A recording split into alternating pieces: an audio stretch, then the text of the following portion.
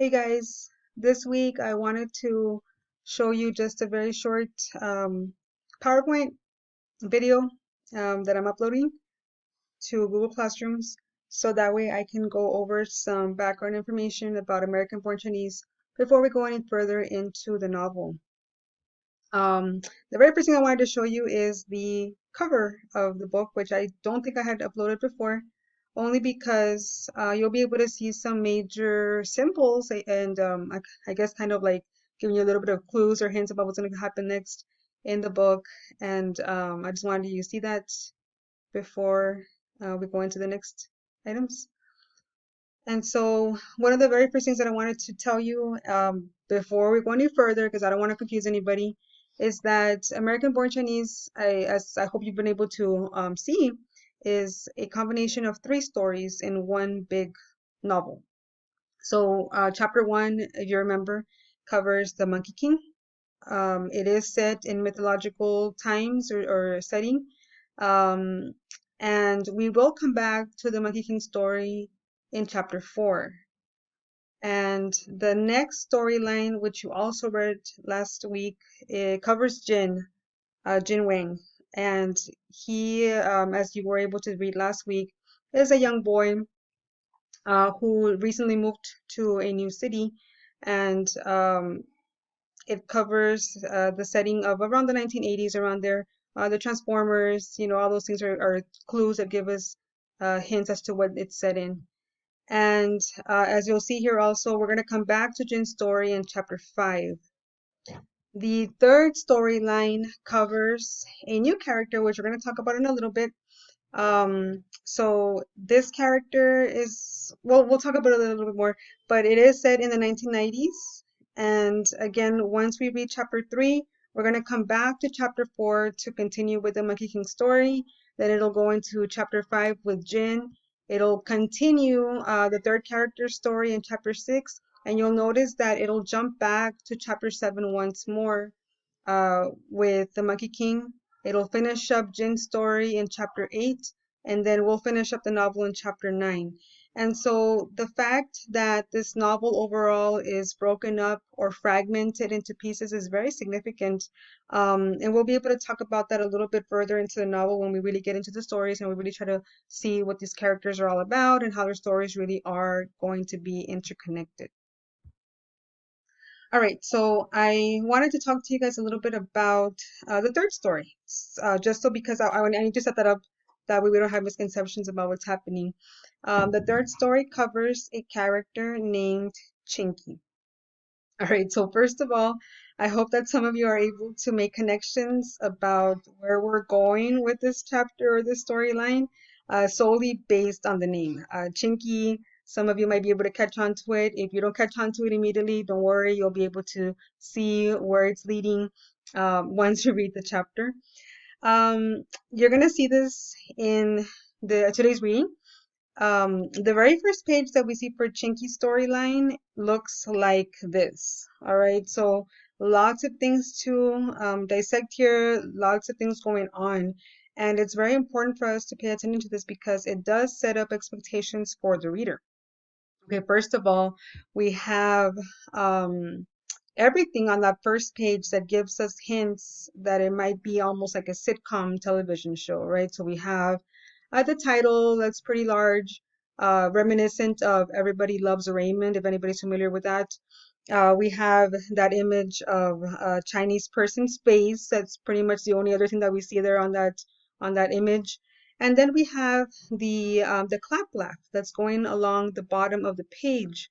And you're gonna see later on in the chapter, it kind of does continue throughout pretty much every page. It's interchanged between clap and laugh. So again, it's very much supposed to be almost like you're watching a show in front of you.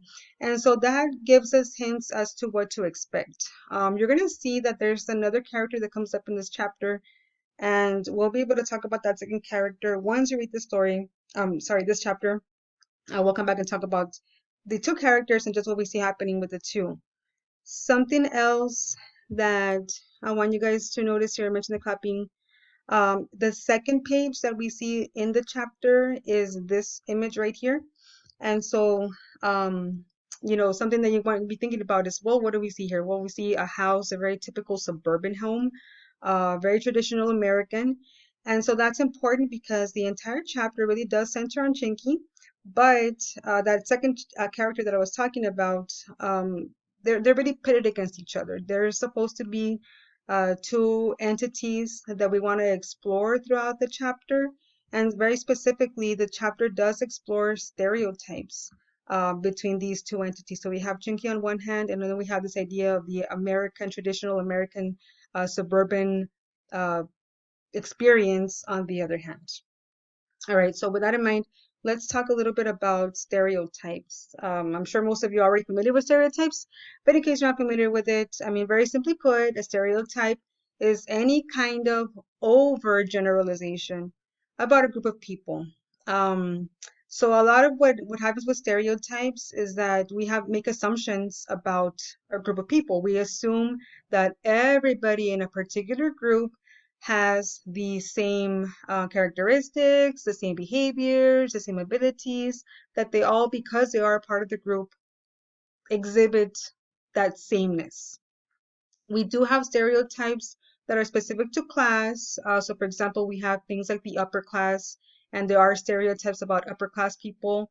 We have the middle class, we have the lower class, and there are stereotypes for each of those as well.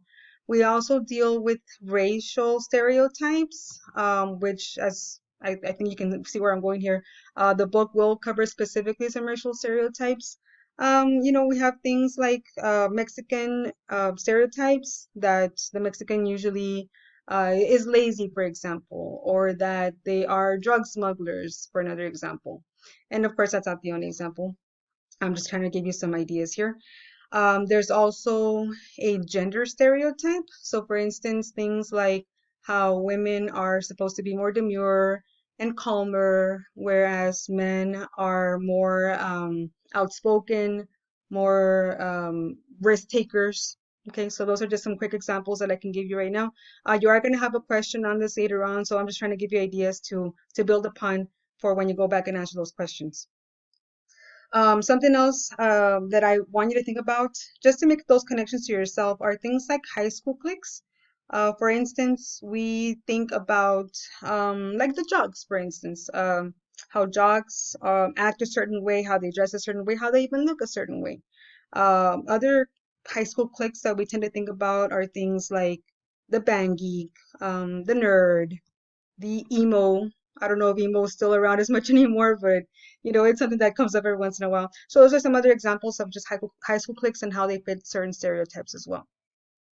As we read, especially this chapter, but just something that I want you to think about for the whole novel overall, I want you to be thinking about these essential questions or comprehension purpose questions. First of all, when we start looking at specific stereotypes, especially tied to the novel, do you think there's any truth behind any stereotypes? I mean, where do they come from? Secondly, do you think that stereotypes have the potential to harm people or a group of people? And if so, why? Or if not, why not? And of course, more specifically, what I want you to think about is, what do you think the author is trying to achieve with the stereotypes that he presents in his book, American Born Chinese? Now, we are talking specifically about chapter 3 right now, with the two stereotypes that we're going to explore through the two characters, but I want you to also think back to chapter 1 and 2.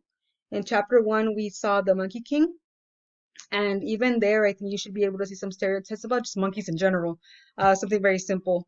In chapter 2, again, we saw those stereotypes. I mean, very clearly with those kids, in the school setting who were bullying Jin. We see it through the bullies. We see it through even Jin himself. We see it through Peter Kaczynski. I mean, we see it throughout. So be thinking about how you can make connections between the chapters as well. All right. So chapter 3, even though it does it is a very concise chapter, it's very, very short. It does pack a ton of very complex ideas that I want you to first experience on your own. And so that's why I'm having you guys try to read this on your own, because it is a quick read, but also because I want you to see how you respond to it emotionally and personally. Um, Something else that I wanted to bring up is that I did post a couple of images in the attachments. They're both about types of significant others. So one is called Nine Types of Boyfriends. The other one is called the Nine Types of Girlfriends. So I want you to spend a little bit of time really looking at those pictures, seeing what observations you can make about those pictures. And then you'll be able to apply that also to what we're talking about here with stereotypes in general. There is going to be a question that you'll have to answer in respect to those two images.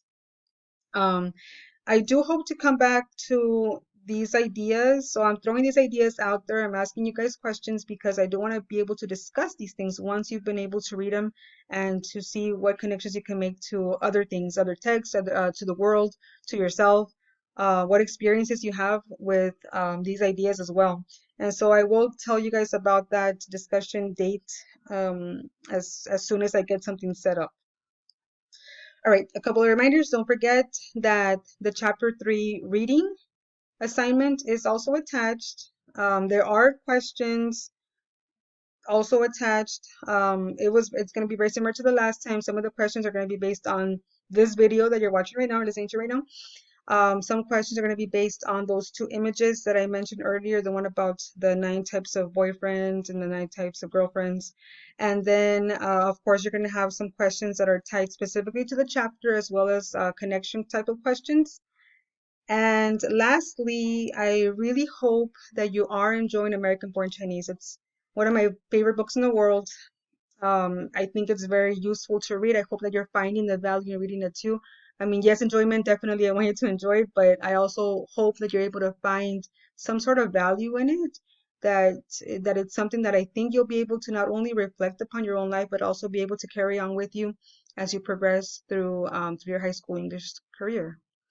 Guys, as usual, if you have any questions, feel free to message me on Google Classrooms, on Remind, or send me an email.